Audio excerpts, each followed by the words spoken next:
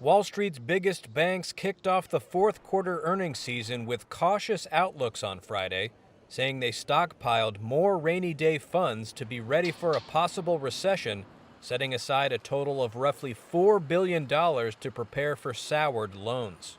JP Morgan Chase and Bank of America reported quarterly profit that beat estimates, while profit at Wells Fargo and Citigroup fell short of forecasts. But Reuters' U.S. finance editor Noun said it was the notes of caution about the U.S. economy that had the attention of investors. The four banks that reported earnings today were basically in line with expectations of, setting up some preparations for a worsening economy this year.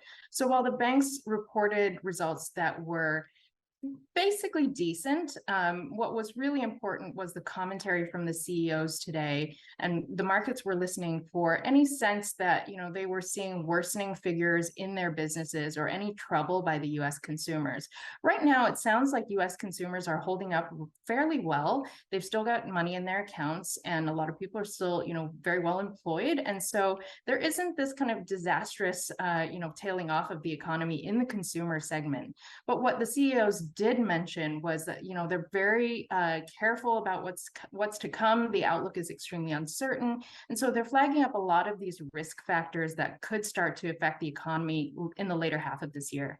The risks highlighted by bank executives included geopolitical tensions as well as stubbornly high inflation, which has led to the Federal Reserve's fastest rate hiking cycle since the 1980s to cool demand in the U.S. economy. JP Morgan Chase CEO Jamie Dimon said U.S. consumers remained healthy, but that he didn't yet know the, quote, ultimate effect of the headwinds coming.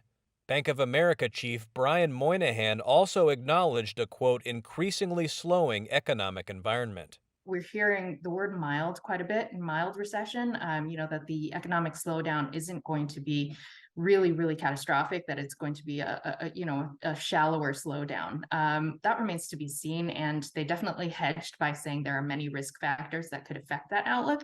But for now, the bank CEOs and executives, they are warning about more pessimistic scenario, but they're still not, kind of ringing any alarm bells. Shares of the big banks were higher in afternoon trading, reversing declines in the morning. Morgan Stanley and Goldman Sachs report earnings next week.